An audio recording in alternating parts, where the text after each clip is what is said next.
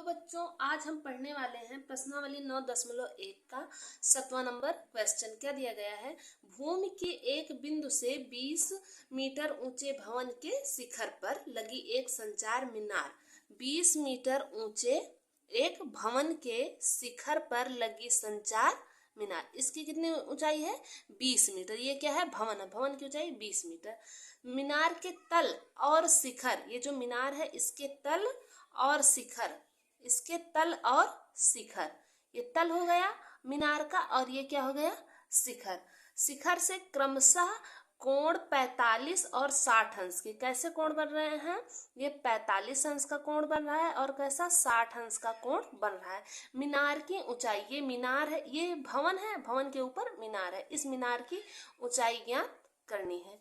इसको हम ए मान लेते हैं, यहाँ पे बी, सी और डी। हमें इसकी हाइट, सी डी की हाइट ज्ञात करनी है, यानी कि मीनार की ऊंचाई ज्ञात करनी है। तो जो हमें दिया गया है हम उसको लिख लेते हैं। क्या दिया गया है कि बीसी दिया गया है, बीसी इक्वल टू 20 मीटर, ये हमको दिया गया है और हमें बीसी दिया गया है। और देखिए यहाँ पे दो त्रिभुज बन रहे हैं, एक त्रिभुज ऐसे बन रहा है ए सी बी और एक त्रिभुज बन रहा है ए डी बी। तो हम त्रिभुज ए सी बी में, पहले त्रिभुज ए सी बी में हम निकालेंगे। यहाँ से त्रिभुज का हमें कोण कितना दिया गया है? इसमें थीटा दिया गया है 45 डिग्री, इसमें थीटा दे दिया गया है 45 डिग्री। तो हमें थीटा दिया गया है और लंब दिया गया है, तो हमें क्या निकालना है? आधार। तो इसके लिए कौन सा सूत्र लगेगा? Tan theta. Tan theta equal to हमें पता है कि लंब बी सी बटे आधार ए बी होता है। तो थीटा की वैल्यू हमको क्या दी गई है? 45। तो tan 45 equal to B C दे दिया गया है 20 और ए बी की वैल्यू हमें निकालनी है। अब हम यहाँ से जानते हैं टैन 45 का मान 1 होता है और 20 वैसे लिखेंगे। ए बी कितना है? ए बी हमको ज्ञात करना है। अब इसका हम तिरछा मल्टीप्लाई कर देंगे। जब तिरछा मल्टीप्लाई करेंगे तो ए बी इक्वल टू कितना आ जाएगा? ए बी की वैल्यू आ जाएगी 20। इसका मतलब ए बी कितना है? 20 हमको मिल गया। अब हमें क्या करना है? इसकी ये मीनार की हाइट निकालनी है। तो अब कौन सा ट्रायंगल लेंगे? A D B. अब त्रिभुज ए बी डी में जब ए बी डी करेंगे तो हम क्या लेंगे? इसमें भी हम ले लेंगे tan theta. Tan theta equal to क्या होगा? B D upon A B, B D upon A B. अब यहाँ से हमें हाइट निकालना है, तो टैन थीटा इसमें हमें दे दिया गया है 60। तो टैन थीटा की जगह पे 60 equal to B D. B D हमको क्या पता है? 20 प्लस एच। इतना तो 20 था, इतना हमने मान लिया है एच, तो 20 प्लस एच। बी डी की जगह पे हम क्या लिख देंगे? 20 प्लस एच अपान में क्या हो जाएगा? A B. ए बी की वैल्यू हमने निकाली, ए बी कितना आया? 20। हमको इतना मिल गया। अब हम क्या जानते हैं? टैन 60 की वैल्यू क्या होती है? टैन 60 की वैल्यू होती है √3 इक्वल टू 20 प्लस एच अपान 20, इतना होता है। अब इसका हम तिरछा मल्टीप्लाई कर लेंगे। तो ऐसे इसको करेंगे तो यहाँ पे क्या हो जाएगा? 20√3 equal to 20 plus H, 20√3 plus 20 plus H. अब हमको यहाँ से हाइट ही तो चाहिए थी, तो यहाँ से हम इसको सॉल्व करके एच की वैल्यू निकाल लेंगे। तो चलिए इसको सॉल्व करेंगे। जब इसको सॉल्व करेंगे तो एच को हम उधर ही रहने देते हैं 20√3 और इधर प्लस में था ये 20, इधर ले आएंगे तो -20 इक्वल टू एच मिल जाएगा। अब इसमें देख रहे हैं दोनों तरफ 20 कॉमन है, तो हम 20 को बाहर कॉमन ले लेंगे। अंदर क्या बच जाएगा? √3 - 1। ये किसकी वैल्यू आ गई? एच की, जो हमें निकालना था। एच की वैल्यू हमको मिल गई। इसका मतलब एच जो हाइट है सी डी कितनी है? 20√3 - 1। यही इसका आंसर हो गया। अब आइए चलते हैं 8 नंबर क्वेश्चन। 8 नंबर क्वेश्चन दिया गया है, एक पेडेस्टल के शिखर पर 1.6 मीटर ऊंची मूर्ति लगी है। अब ये क्या है? एक पेडेस्टल है जिसके शिखर पर क्या है? इसका शिखर है, इसके शिखर पर 1.6 मीटर ऊंची मूर्ति लगी है। भूमि के एक बिंदु से मूर्ति के शिखर का उन्नयन कोण, ये जो मूर्ति है इसके शिखर का, भूमि पर इसके शिखर का उन्नयन कोण कितना है? 60 है। और उसी बिंदु से पेडेस्टल के, और ये पेडेस्टल है, इसके शिखर का उन्नयन कोण कितना बताए हैं? इसका कितना है? 45 है। इसका कितना हो गया? 45 हो गया। तो हमें पेडेस्टल की ऊंचाई ज्ञात करनी है। तो इसकी ऊंचाई अब हमें इसकी हाइट हमें ज्ञात करनी है। अब इसको भी हम ए बी सी डी मान लेते हैं।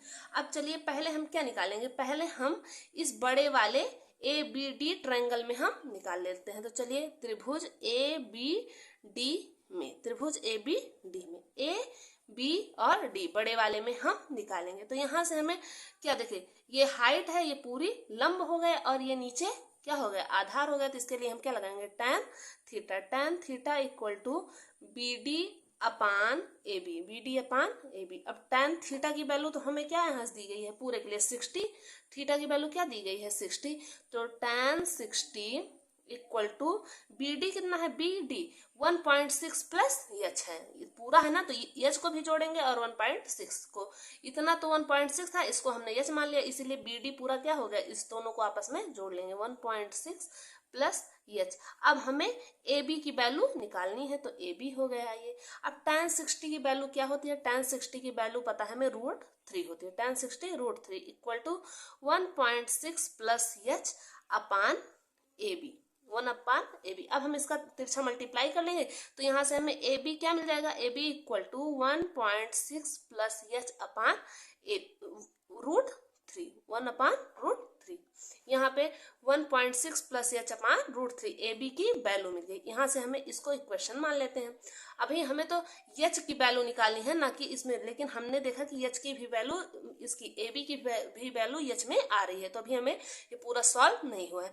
अब क्या करेंगे, पहले हमने इसको लिया तो ए बी की वैल्यू इतनी है, अब हम ले लेंगे ए बी सी। अब कौन सा ट्रायंगल ले लेंगे, ट्रायंगल ए बी सी में क्या लगाएंगे। अब यहाँ से हम tan थीटा लंब बटे आधार है, तो tan theta equal to B C upon A B. अब हमें जिसकी वैल्यू पता है हम उसको रख देंगे। यहाँ पे थीटा कितना है 45 दिया गया है, तो tan 45 equal to B C कितना है, बी सी हमें पता है कितना है एच, बी सी कितना है एच दिया गया है, और ए बी कितना है, ए बी हमने यहाँ से निकाला 1.6 प्लस एच अपान √3, हमने यहाँ से ए बी निकाला था, उसकी वैल्यू हमने यहाँ पे रख दी। अब इसको हम सॉल्व करेंगे, tan 45 की वैल्यू क्या होती है 1 होती है, तो 1 equal to H upon 1.6 plus H upon √3, हमको इतना मिल गया। अब इसका भी हम क्या कर लेंगे, तिरछा मल्टीप्लाई कर ले पहले, यहाँ से 1 अपान, पहले इसको हम एच अपान 1 को मान लेते हैं, यहाँ पे 1 एच अपान 1, और फिर इन दोनों को आपस में सॉल्व कर लेते हैं, क्योंकि ऊपर वाले और नीचे वाले का मल्टीप्लाई बीच और बीच वाले का, तो हमें क्या मिल जाएगा 1 इक्वल टू कितना मिल जाएगा √3h अपान में 1.6 प्लस एच मिल जाएगा। अब इसका हम तिरछा मल्टीप्लाई यहाँ से और कर लेंगे। जब इसका तिरछा मल्टीप्लाई करेंगे तो 1.6 H 6 plus H equal to √3 H इतना हमको मिल जाएगा। अब हमें एच की वैल्यू निकालनी है, क्योंकि यही तो निकालना था, तो हम इस इक्वेशन को सॉल्व करेंगे, हमें एच की वैल्यू मिल जाएगी। तो अब क्या करेंगे, 1.6 को हम इधर ही रहने देंगे, और ये जो एच है इधर प्लस में था, इसको इक्वल के उधर ले जाएंगे तो माइनस एच हो जाएगा। अब दोनों में देख रहे हैं क्या कॉमन है, दोनों में कॉमन है एच, तो हम एच को बाहर ले लेते हैं, तो √3 माइनस 1 यहाँ पे बच गया। अब इस √3 माइनस 1 को हम लेके आएंगे इधर। अब √3 माइनस 1 को 1.6 अपान √3 माइनस 1 को इधर ले आए, क्योंकि हमको एच की वैल्यू निकालनी थी। अब लेकिन रूट वाली वैल्यू तो नीचे रहती नहीं, तो इसीलिए हम ऊपर नीचे इसका परमेयीकरण कर देंगे, मतलब इसके इधर माइनस था तो यहाँ पे प्लस लगा के इसका ऊपर नीचे गुणा कर देंगे। तो यहाँ से एच की वैल्यू हम जब इसको सॉल्व करेंगे तो ऊपर आ जाएगा 1.6 ब्रैकेट में √3 प्लस 1, और जब इसको हम यहाँ से देखिए एक ब्रैकेट में √3 प्लस 1, एक ब्रैकेट में √3 माइनस 1 यहाँ पे है, तो इसका मतलब क्या है a² माइनस b² का सूत्र। तो ये क्या हो गया, √3 का स्क्वायर मतलब 3 और 1 का स्क्वायर माइनस 1 हो गया। अब 1.6 √3 प्लस 1 अपान 3 में से 1 गया 2, तो 2 8 16.8, तो हमको यहाँ से वैल्यू क्या मिल गई 0.8 ब्रैकेट में √3 प्लस 1, आंसर इसका आ गया। आई होप आपको ये क्वेश्चन समझ में आ गया होगा। यदि आपको ये क्वेश्चन समझ में आ गया तो प्लीज इस चैनल को लाइक, सब्सक्राइब और शेयर अवश्य करें। धन्यवाद।